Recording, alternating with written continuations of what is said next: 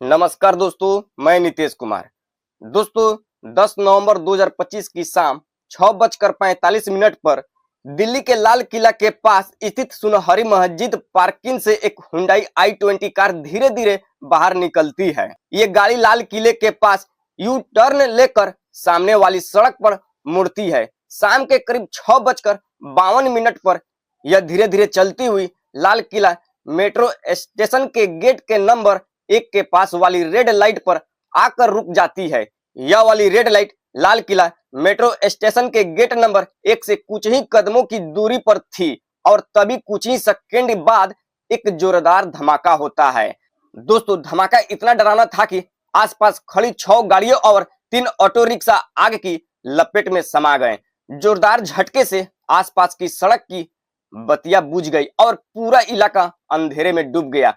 वहीं मेट्रो के entry gate का शीशा टूटकर जमीन पर बिखर गया। धमाके इतनी ज्यादा थी कि दूर खड़ी कई गाड़ियों की शीशों भी चकनाचूर हो गईं, जबकि धमाके के पास खड़ी गाड़ियों का मलबा करीबन 150 मीटर दूर तक जा गिरा।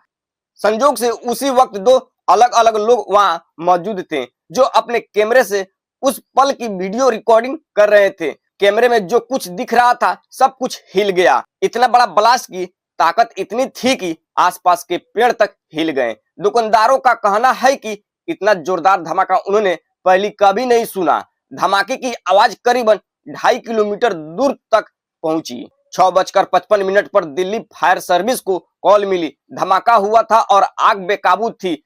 तुरंत 7 फायर टेंडर्स मौके पर भेजे गए। एक चश्मदीद के मुताबिक ब्लास्ट के करीबन 10 मिनट के अंदर यानी करीब 7 बजे तक पुलिस भी वहां पहुंच गई थी और 7:15 तक एम्बुलेंस भी मौके पर पहुंच चुकी थी। लेकिन उससे पहले चांदनी चौक के लोगों ने इंसानियत की मिसाल पेश की। कई घायलों को ई रिक्शा से ही अस्पताल भेज दिया गया। धमाके में 20 से ज्यादा लोग घायल हुए। कुछ ही हालत अब भी नाजुक बताई जा रही है। दोस्तों, घायलों को तुरंत लोकनायक जयप्रकाश हॉस्पिटल भेजा गया, लेकिन वहां तक पहुंचने से पहले ही 8 लोगों की जान चली गई। अब तक की जानकारी के मुताबिक इस ब्लास्ट में 13 लोगों की मौत हो चुकी है। धमाके की खबर मिलते ही अफरा तफरी मच गई और कुछ ही मिनटों में बम डिस्पोजल और फॉरेंसिक टीमें वहां पहुंच गई और कुछ ही देर बाद NIA और NSG की टीमें भी मौके पर पहुंचती है। अब मामला सिर्फ दिल्ली पुलिस का नहीं, देश की टॉप एजेंसियां मिलकर जांच में जुट गई है।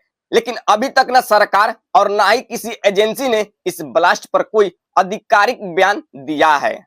अब सबसे बड़ा सवाल यह, धमाका आखिर हुआ कैसे और किसने किया? मरने वालों में से अभी तक 6 लोगों की पहचान हो चुकी है। इन्हीं में से एक उत्तर प्रदेश के लोकेश अग्रवाल, जो अपने बेटे की साथ से मिलने दिल्ली आए थे लेकिन लौट नहीं पाए।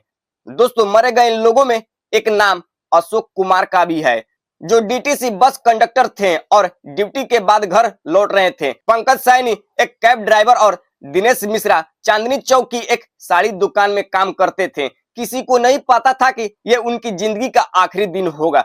दोस्तों, दिल्ली ब्लास्ट केस में अब बड़े खुलासे। धमाके में इस्तेमाल हुई i20 कार का नंबर था HR26 CE7674।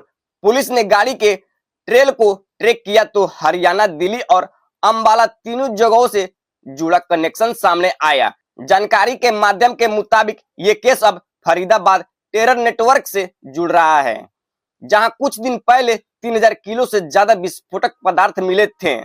पुलिस के रडार पर अब डॉक्टर अमर नबी, जो कथित तौर पर इस i20 कार को चला रहा था और फरीदाबाद के उसी नेटवर्क से जुड़ा था।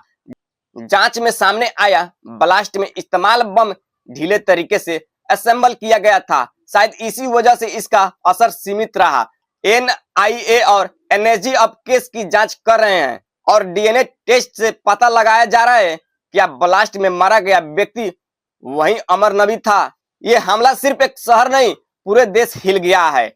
और सबसे बड़ा सवाल, आखिर इतने विस्फोटक पदार्थ देश में आए कैसे? अगर वीडियो अच्छा लगे तो अपनी राय कमेंट में जरूर बताइए। वीडियो को शेयर करें और लाइक करना बिल्कुल ना भूलें। जय हिंद, जय बिहार।